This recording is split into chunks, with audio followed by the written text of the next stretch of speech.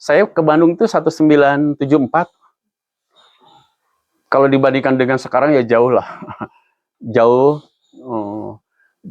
bukan jauh kebaikannya, tapi jauh kerusakannya. Jadi tahun 70-an itu adalah awal dari hutan alami menjadi hutan produksi. Nah, jadi saya menyaksikan banget bagaimana peralihan itu terjadi. Pinus misalnya. Jadi karena tahun 74 ke Bandung, jadi saya aktif di Pramuka. Itu Sabtu Minggu itu sudah nggak ada di rumah, berkemah terus, gitu ya.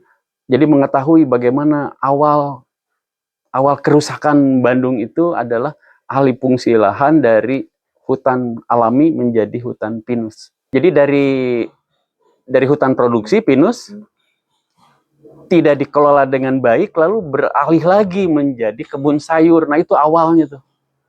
Jadi awal kehancuran yang paling vital adalah dari kebun pinus menjadi sayur.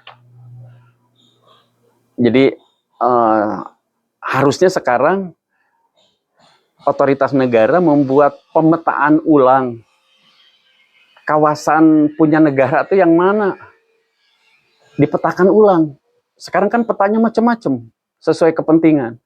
Jadi coba yang dipetakan yang bagus, lahan negara itu yang mana. Kalau yang sekarang di lahan negara itu kebun sayur sampai ke lereng-lereng yang curam, harusnya dikembalikan lagi ke negara, lahan itu dikuasai negara lagi. Kan aturannya sudah ada, berapa kemiringan di lereng itu nggak boleh sayur misalnya. Coba diataati aja itu, lalu ditanami pohon-pohon yang tidak ditebang. Jadi tidak ada cara lain. Di lereng yang curam itu adalah pohon alami yang tidak mungkin ditebang. Kalau mau dipadukan dengan ekonomi bisa, yaitu yang diambil bermanfaat buahnya misalnya, yang bermanfaat bunganya. Jadi dipadukan begitu. Jadi kalau tidak ya itu kan bibit-bibit longsor, bibit-bibit kekeringan. Jadi suatu ketika akan ada dua krisis sangat besar bagi cekungan Bandung, adalah satu krisis air, dua krisis lingkungan. Lingkungannya itu adalah nilai tanah secara alam itu akan sangat menurun, sangat merosot. Yang sekarang subur, kalau jadi kebun sayur, misalnya tiap tahun berapa senti topsoilnya, tanah suburnya hanyut ke sungai. Suatu ketika diproyeksikan beberapa tahun kemudian, itu tinggal batu di bawahnya. Yang tidak subur, tanah suburnya pindah ke dasar sungai, pindah ke dasar danau.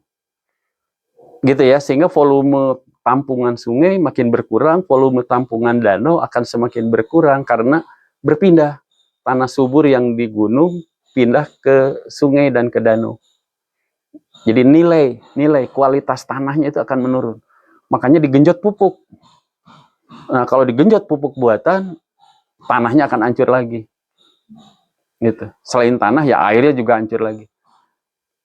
Terus, bagi warga Kota Bandung, karena resapan airnya menjadi sangat minim, semuanya digelontorkan di permukaan, maka pengisian air tanahnya jadi sangat minim. Jadi ketika kemarau, banjir besar membawa lumpur, gitu. Ketika kemarau, itu kekeringan, gitu ya. Jadi ketika musim penghujan, banjir dan lumpur, ketika kemarau, kekeringan.